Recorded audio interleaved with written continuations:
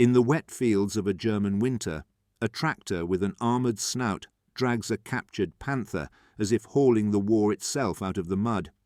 The men nearby watch, silent. This is not heroism, but endurance. Tires sink, winches sing, chains bite. A road is opened. A column unsticks. A day's fighting is returned to the schedule. They call it the Dragon Wagon. It is not built to kill, but to carry. Not to charge, but to hold fast and pull. In its wake, broken machines become resources again, and the front line breathes. This is the M25, the giant that kept a modern army moving.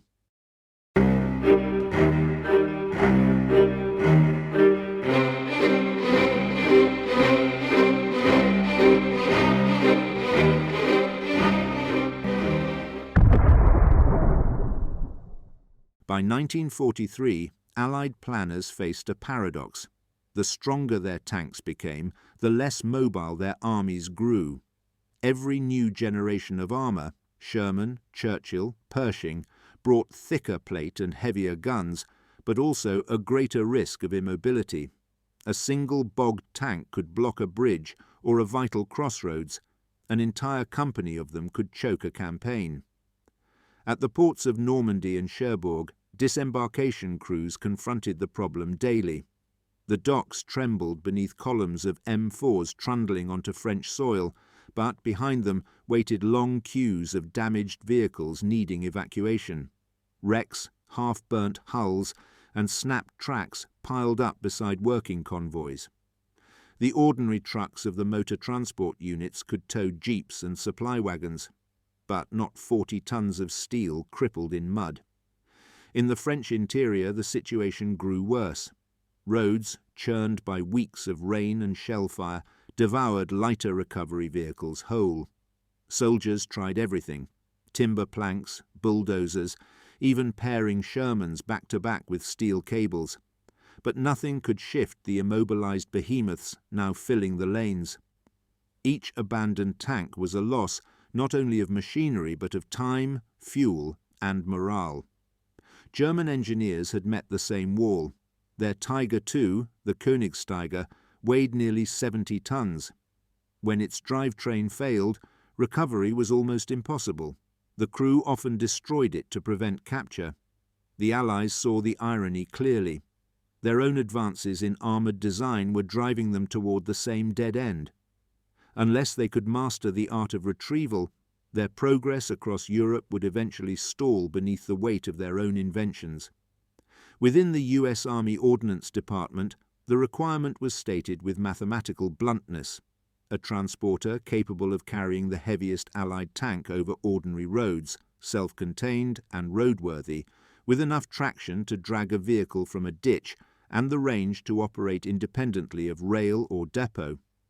The Army wanted not a weapon, but a system, an enormous mobile recovery platform to save what battle destroyed.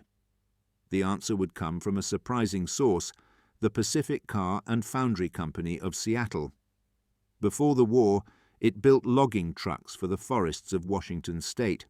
Its engineers knew how to design for mud, gradient, and brute torque. They proposed a 6x6 tractor with winches powerful enough to lift a tank's hull and a low-slung 8-wheel trailer that could cradle its weight. Together, the two parts, tractor and trailer, formed a new category altogether: the 45-ton semi-trailer transporter, M15A1, drawn by the 12-ton M26 tractor.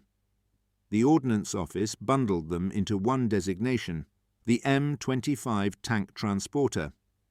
For the men who would use it, the specification list read like scripture. The trailer would carry 45 tons. Its hydraulic ramps would drop to the ground so that a tank could be winched aboard like a wounded animal returning to the rear. The tractor's Hall-Scott 440 engine would supply over 400 horsepower, an astonishing figure for its day, driving all 6 wheels. With the winches engaged, it could drag a Sherman clear of a crater, or 2 trucks from a collapsed bridge. On paper, the system looked improbable. In practice, it was indispensable. Recovery crews learned that one Dragon Wagon could clear a battlefield of debris in half the time of conventional methods. A convoy of them could reopen an entire route overnight, and because the transporter travelled by road, it could reach front-line positions where rail and crane could not go. Its need was not glamorous, but it was absolute. An army that moved on steel treads required an equal power to lift and carry them. The M25 silhouette, tractor crouched before its broad trailer, ramps gaping like a mouth, became a promise to every tank crew. Whatever happened, someone would come to pull them home. By the winter of 1944, with Europe frozen and roads collapsing beneath snow and mud, that promise was finally tested. The Dragon Wagon would prove that the front line did not end where movement stopped. It ended wherever this great machine decided to turn around. Every great military machine begins as a line on a drawing board, but the M25 began with a calculation. In 1942, as reports poured in from North Africa and Italy, the US Army's Ordnance Department concluded that no existing truck could bear the coming generation of armoured weight. The engineers in Washington sketched a blank space on their charts, a gap between tactical recovery and strategic transport, and marked it simply, to be filled. The vision that would occupy that space came from the Pacific Car and Foundry Company, whose experience with heavy haulers offered the mechanical muscle the Army needed. Under the designation G160, their engineers proposed a two-part transporter, the M26 tractor and the M15 trailer, joined not merely by a hitch, but by a philosophy. Each half would compensate for the other's weakness. The tractor's pulling power counterbalanced by the trailer's broad, eight-wheeled stability. In design meetings, the ordnance men debated balance, traction, and gearing ratios with the precision of watchmakers. They examined the heaviest tank, then fielded by Allied forces, and added a safety margin of 10 tons. They modelled slope gradients, braking distances, and axle loads for every European road classification. The calculations yielded a vehicle unlike any before it, a hauler so large that it would become its own category within the logistics manuals. The Pacific Car draftsmen refined the vision further. They placed the driver high above the bonnet in an armoured cab, granting visibility over convoys and road obstacles. They fitted twin winches to the rear chassis, each capable of 30 tons pull, operated through a gearbox that allowed delicate control. And to power this immense mechanism, they chose the Hall-Scott 440 engine, a straight-six petrol unit used in aircraft tugs and landing craft, its deep, even note soon to become the sound of relief to stranded tank crews. To field commanders, this new machine seemed almost an indulgence. The front line wanted more tanks, not the means to carry them. Yet, as the Allied armies expanded across Europe, the doctrine shifted from brute force to sustainability. Every mile advanced needed to be maintained, repaired, and supplied. The Dragon Wagon, as it would later be named by the troops, embodied that quiet revolution. It turned maintenance into momentum. The M26 tractor's manual schematic, a study in geometric certainty, captured the design philosophy perfectly. Its lines were plain and severe. Every component bore a purpose. There was no excess weight, no hidden artistry, only strength rendered in rivet and weld. This simplicity made the machine reliable under stress and repairable in the field. To the ordnance officers, reliability was beauty. Training manuals began to circulate by late 1943. They described, in exacting prose, the duties of the new recovery crews: to retrieve, to transport, to return. They would not fire guns or seek glory. Their task was patience. Engage the winch, secure the load, drive in low gear until the crippled vehicle reached safety. In a war of fire and movement, they were the still point, the counterweight to chaos. The vision reached its test grounds outside Aberdeen, Maryland, where early prototypes of the M26 towed disabled Shermans through mud fields thick enough to drown a horse. Observers recorded times, torque readings, and wheel slippage. Each success confirmed what the paper had promised, that an articulated transporter could do the work of a dozen lesser trucks. The concept was vindicated. Production could begin. It was not merely a new machine, it was a redefinition of what mobility meant. In the imagination of its makers, the Dragon Wagon was less a vehicle than an insurance policy written in steel. It ensured that forward motion, once won, could never be entirely lost. By the autumn of 1944, the first operational M25s rumbled onto European soil.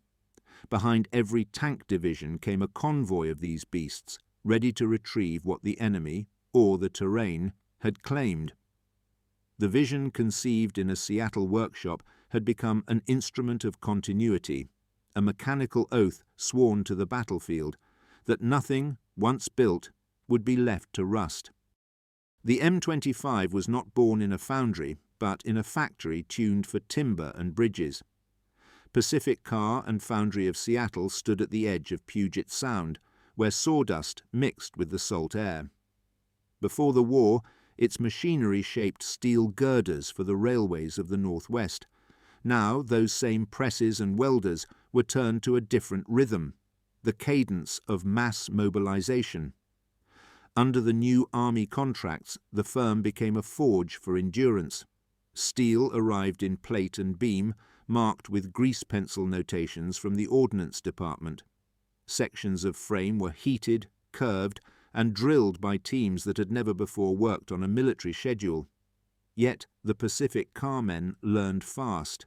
What they lacked in tradition, they supplied in engineering discipline. The M26 tractor took shape first, a lattice of strength built around a single principle: distribute the load, never resist it. Its deep ladder chassis carried the winch drums and fuel tanks low to the ground for stability.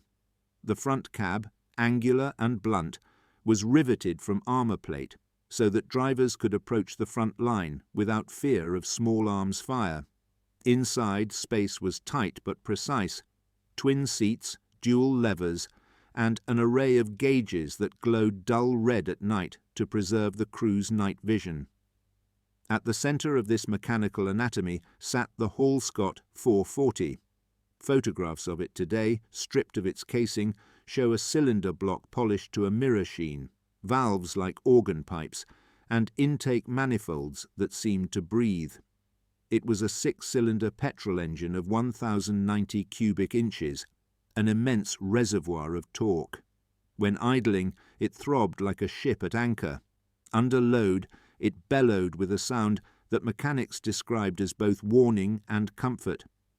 The engine bay was assembled on separate jigs, then craned into position by overhead gantries. Each coupling had to align within thousandths of an inch. Misalignment meant vibration, and vibration meant failure. In the foundry's notes, Foreman described the process as building tension into rest. Every component was fixed not to a standard, but to a promise that it would endure the weight of war. Beside the tractor, another team shaped the M15 trailer, later refined into the M15A1. It was a flat, low-bed platform on 8 wheels, each on independent suspension. Ramps at the rear folded down hydraulically to create an approach path for disabled tanks. The trailer itself had no engine. Its strength lay in its geometry. Its 45-ton capacity was not theoretical but proven, tested by loading weights of 50 and even 60 tons until the engineers were sure the steel would yield before the welds did. The M25's two halves met for the first time on a rainy morning in early 1944. Workers lined the assembly bay to watch the tractor reverse toward the trailer. When the fifth wheel locked, a foreman remarked that the machine looked as though it could pull the continent backwards. It would soon have to prove him right. Trials at Fort Lewis and Aberdeen tested every point of weakness: braking distance, hill starts, engine overheating, and load balance. In each case, the Pacific Car team made refinements: thicker crossmembers, better tyres, improved ramp hydraulics. The Army inspectors noted the changes in calm understatement. Satisfactory improvement. Machine appears serviceable. Beneath those words lay thousands of hours of welding, grinding, and recalibration. To watch the assembly lines was to see order imposed upon mass. One line produced axles, another engines, another cab assemblies. At shift's end, workers filed past a completed M26 sitting in the yard, its olive drab paint still wet, sunlight catching the stenciled serial number. In its stillness, they could already sense movement, the certainty that this heavy thing would soon be in motion, somewhere far from Seattle. Each finished unit was driven under its own power to the railhead. From there, the tractors and trailers moved east by train to the ports of New York and Baltimore. On flat cars, they looked like dormant beasts, chained and waiting for purpose.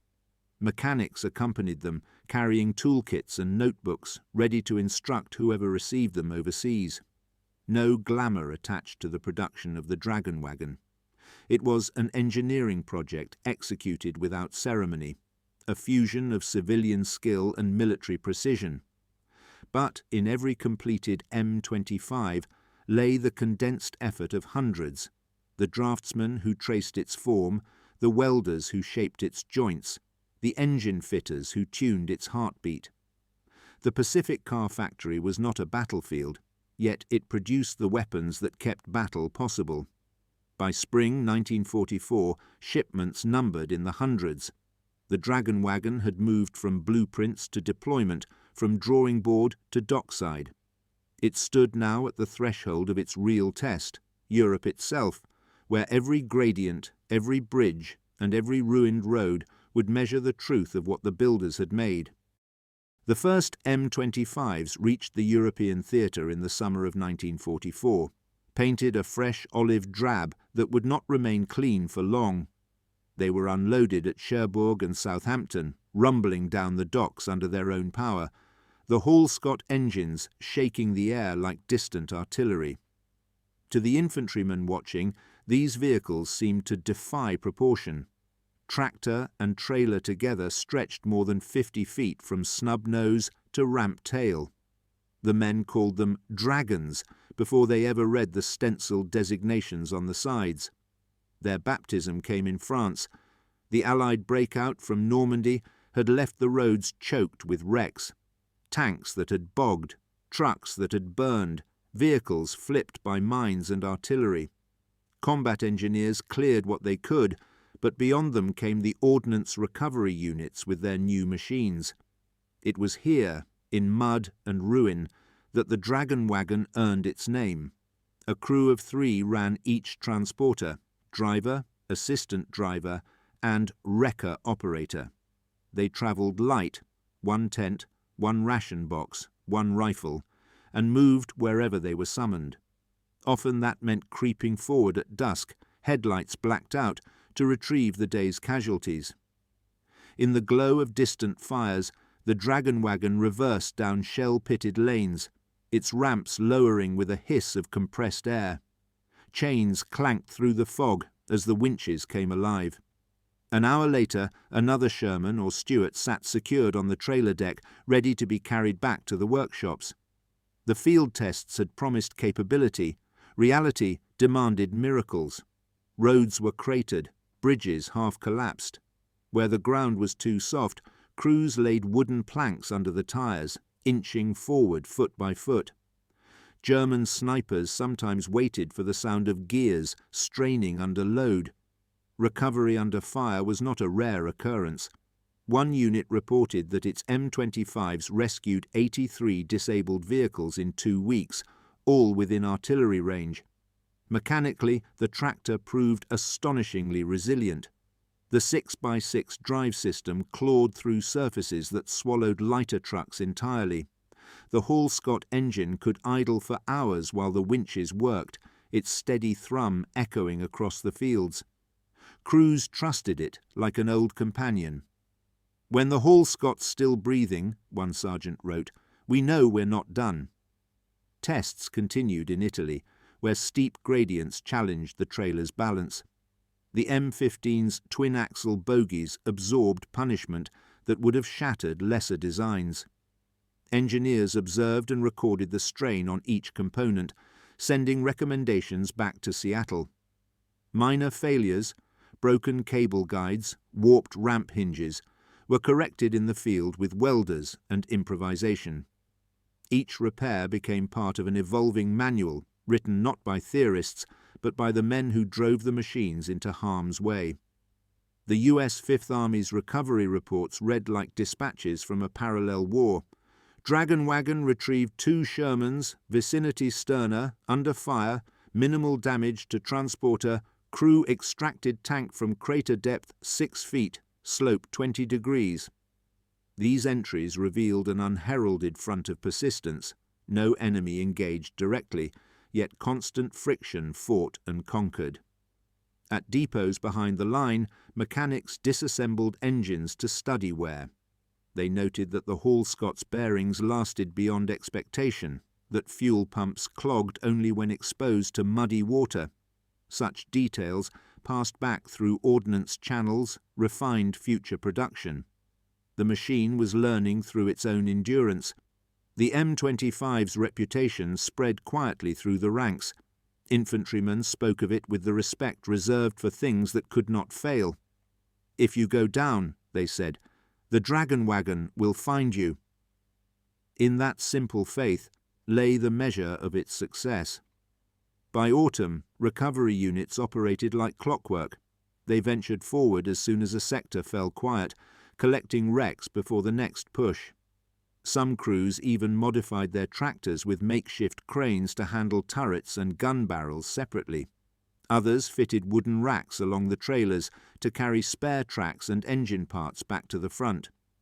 The Dragon Wagon became both ambulance and workshop, a bridge between destruction and renewal.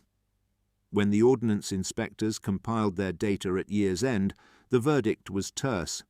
Operational reliability exceeds requirements. Beneath those words were thousands of tanks returned to service, and countless miles of road reopened. The tests had ended not in the laboratory, but in the field itself, and the machine had passed with honours. Yet its greatest test was still to come. The Ardennes, where ice, chaos and retreat would challenge every definition of endurance. The Dragon Wagon had proved it could move the immovable. Now it would be asked to move through defeat itself. The winter of 1944 froze Europe solid. In the Ardennes, tanks that had once thundered through France stood half buried in snow, engines locked, oil thickened to tar.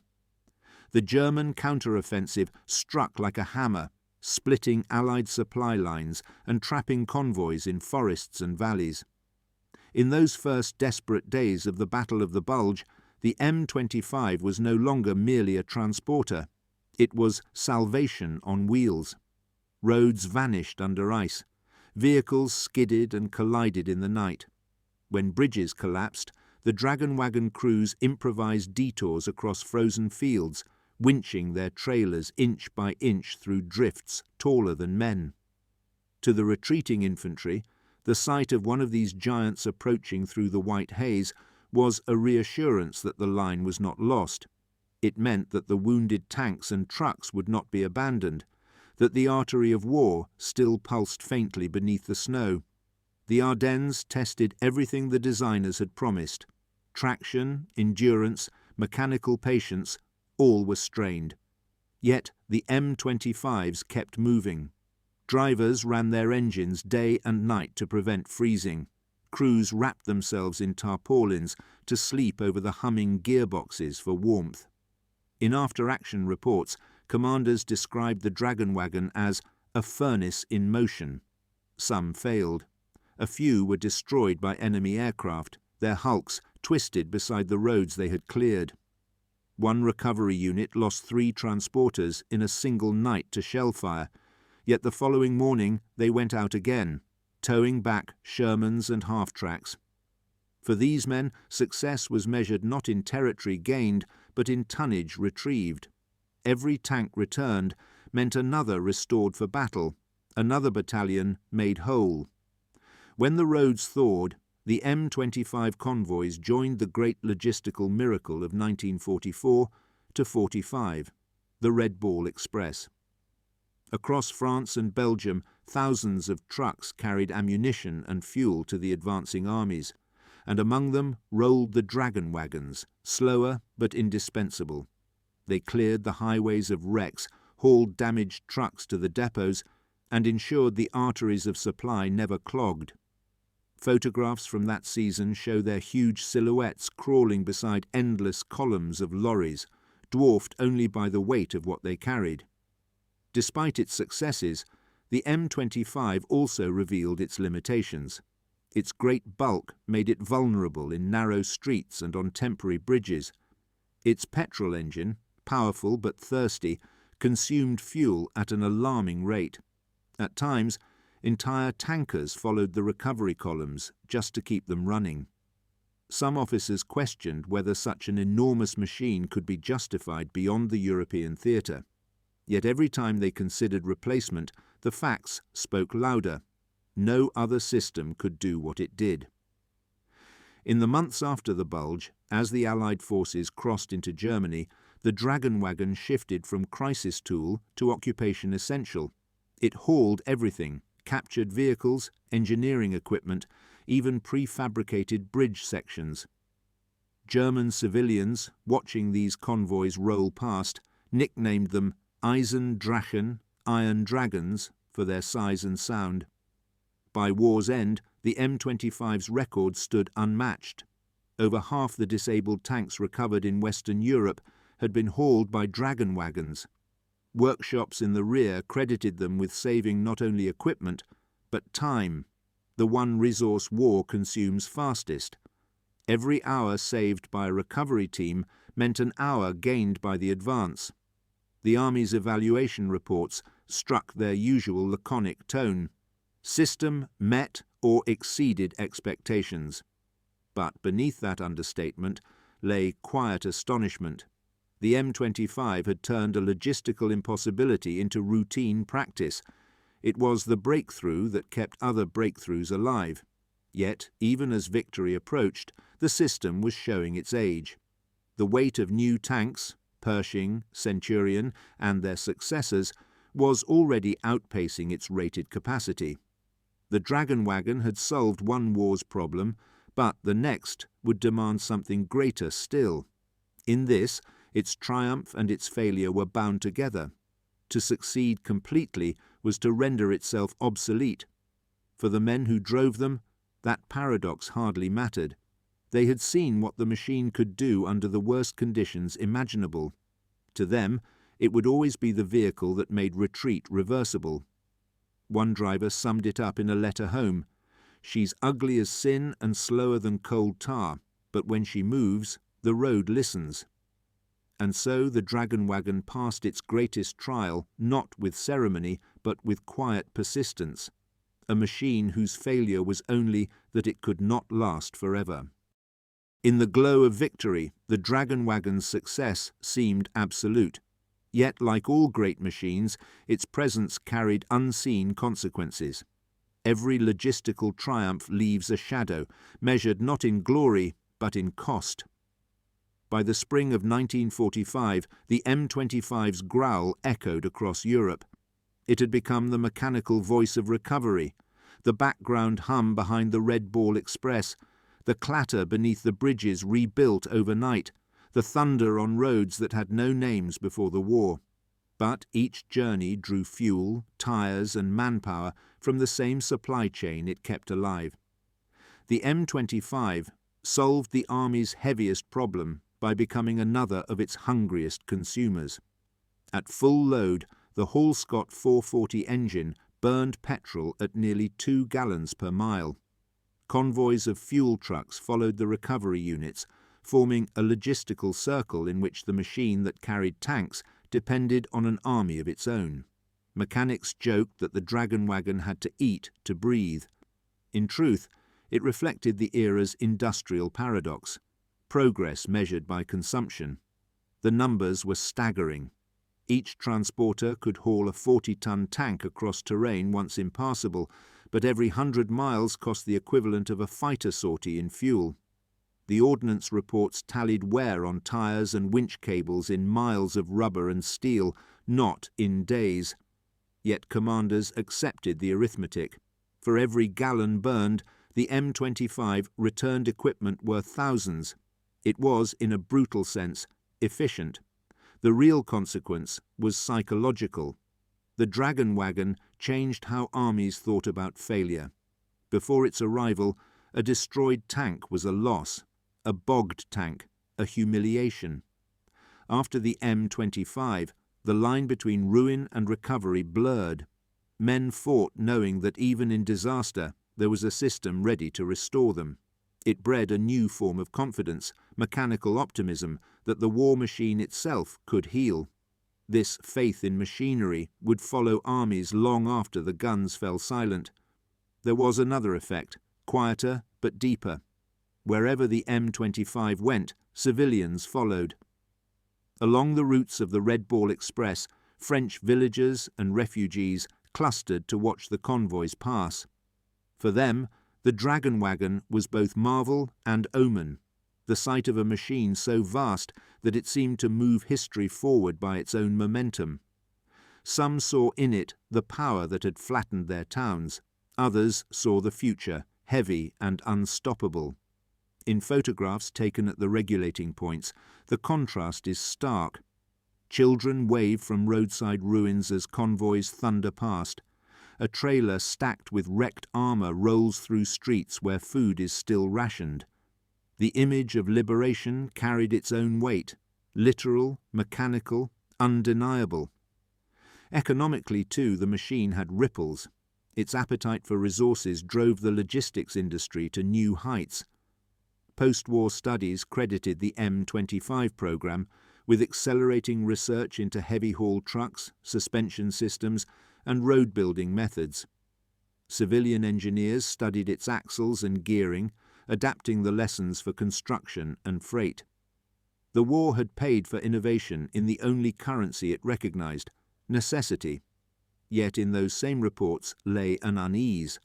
The scale that made the M25 indispensable also made it impractical in peace. It required special roads, trained crews, and continuous maintenance. Its triumph in war exposed the limits of ordinary infrastructure. The very roads it rescued now buckled beneath its weight. The moral consequence was subtler still. Machines that save other machines alter the human balance of war. When recovery becomes routine, loss becomes tolerable.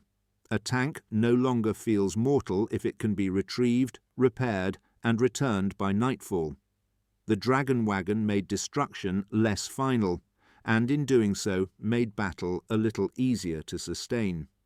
Historians would later call this the beginning of industrial resilience, the point at which war learned to repair itself faster than it could be broken. As 1945 drew to a close, recovery columns crisscrossed a liberated continent. The Dragon Wagon carried its last wartime loads not of tanks, but of captured German machinery and displaced vehicles. It had become a symbol of reconstruction as much as conquest, a machine that, by its very nature, refused to leave things broken. Behind the statistics and the tonnage, the hidden consequence was simple. Once the world learned that even its heaviest burdens could be moved, it would never again be content to stand still. When the guns finally fell silent, the Dragon Wagon rolled on. War had ended, but recovery did not. Europe lay scattered with the debris of its own progress, wrecked armour, burned-out trucks, and artillery pieces left where they fell. The M25 Tank Transporter, conceived to rescue the living machines of battle, now served as the undertaker of an entire continent of steel. In 1945 and 1946, convoys of Dragon Wagons crisscrossed occupied Germany, towing wrecks to scrap yards and depots for melting. The same winches that had once dragged Shermans from craters now heaved rusting Tigers onto trailers. A few tractors were assigned to civilian reconstruction units, helping rebuild roads and bridges their loads had once destroyed. In these post-war years, the Dragon Wagon's power found a strange peace, its strength redirected from war to renewal. At home, Pacific Car and Foundry turned back to civilian work, but its wartime experience had transformed it. The techniques developed for the M25, welded frames, reinforced suspensions, heavy-duty gearboxes, became the backbone of a new generation of commercial trucks. From those designs would come a lineage leading directly to the Kenworths and Peterbilts that hauled post-war America's freight. The Dragon Wagon had seeded a quiet revolution in transport engineering, proving that mass and mobility need not be enemies. For the US Army, the legacy was more practical. As new tanks, Pershing, then Patton, grew heavier still, the M25 began to show its limits.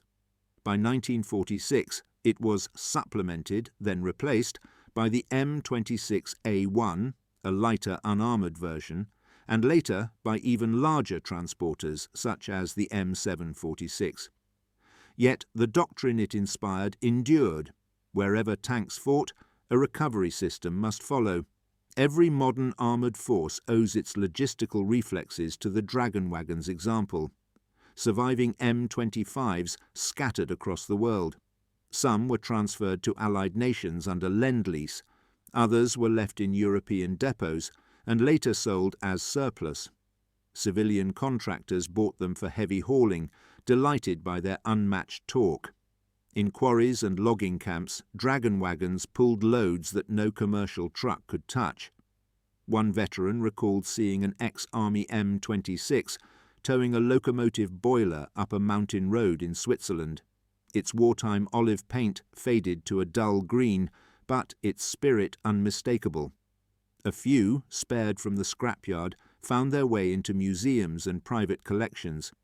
The photographs we have now, gleaming restorations under sunlight, capture a paradox. In their polished steel and stenciled serials, they look almost elegant. Yet these were machines meant for mud and ruin, their beauty accidental, born of function. Visitors climb the broad trailer ramps and stare at the size of the thing.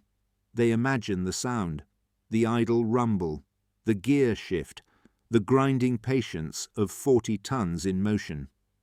It is impossible not to feel a faint awe, a respect earned not by speed or destruction, but by sheer endurance. In Britain, one preserved example at the Bovington Tank Museum stands beside the very tanks it once carried. Guides describe its history in the restrained language of the archives. Designation M25, produced 1944, 92,000 pounds gross weight. But the faces of visitors tell another story. To them, it is not an entry in a manual. It is a relic of a time when engineering met desperation and found a way forward. The Dragon Wagon's legacy also lingers in language. In armies and workshops, the phrase Dragon Wagon survived as shorthand for any massive recovery vehicle. To call something by that name was to invoke a certain character, slow, stubborn, unstoppable. In post-war America, engineers who had worked on the M25 carried their experience into civilian infrastructure. Highways were redesigned with wider lanes and stronger bridges, partly to accommodate the next generation of military and commercial heavy haulers. The logistics of peace were built on the lessons of war. Today the remaining M25s are scattered, some static, some restored, some still operable for demonstrations. Their paint may shine, but the essence remains unchanged, a design so sound that it continues to function 80 years after its conception. They stand as monuments to the unseen war, the war against inertia, distance, and the weight of things too heavy to move. If the tanks were the swords of the 20th century, then the Dragon Wagon was its arm. It carried not glory, but responsibility, not victory, but endurance. And in that endurance lies its true legacy, proof that progress is not only about the power to advance, but also about the strength to carry what is left behind. History often remembers the machines that destroyed. It seldom pauses for those that carried the weight afterward. The M25 was never meant to inspire myth, yet in its silence it became one. It had no turret, no gun, no battle honours, only persistence, the rarest virtue in an age of speed. In the post-war years, its steel faded to dull green. The Hall-Scott engine quietened, replaced by diesel imitators, then by smaller, more efficient haulers. But when one of the last M26s is started at a museum or veterans' meet, that same deep vibration still climbs through the chassis, a heartbeat from another century. Men who served with it recognize the sound before they see the shape. They speak of it as if of an old friend. She always brought us home. The M25 embodied an idea larger than engineering. It proved that power could be patient, that force could serve rather than strike. Where other machines sought victory, it sought restoration. In its blunt, pragmatic form lay a kind of mercy, mechanical, impersonal, but real. It taught its generation that technology need not end with destruction. It could begin with repair. To the historians who read its logbooks, the Dragon Wagon marks a turning point, the moment war became truly industrial in spirit, sustained by the rhythm of removal and return. Without recovery, no advance could endure. Without the transporter, the tank itself would have remained a liability. The M25 was the invisible hinge upon which modern mobility turned. Its legacy persists in every heavy hauler that clears disaster zones, every military wrecker that hauls an armoured vehicle from combat, every rescue crane that moves what once seemed immovable. The lineage is direct, though often unspoken. Steel remembers its own genealogy. There is a peculiar dignity in machines that outlive their purpose. Standing now on museum floors, the Dragon Wagon no longer pulls the wounded from mud, but it still carries meaning. Its mass, its presence, commands reflection. In its broad trailer bed, one can almost see the ghosts of tanks long melted, the weight of decisions, the proof that even the greatest burdens can be moved by design and will. Perhaps that is the quiet truth of the M25. It was built not to win a war, but to keep one moving, to ensure that nothing made by human hands would remain useless for long.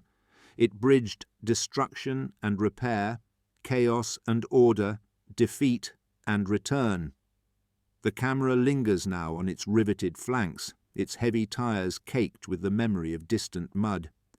Sunlight spills across the bonnet, gleaming briefly on the faded stencil, M26 Pacific, as though the machine were exhaling after decades of silence. In that light, the Dragon Wagon ceases to be a relic. It becomes a statement that endurance is its own form of heroism. And as the engine finally stops, the echo remains, not a roar, but a steady hum beneath history's noise, a reminder that even the greatest wars depend on the humblest acts of recovery. The road it once travelled stretches on, invisible but unbroken, through every age that asks machines to bear what men cannot.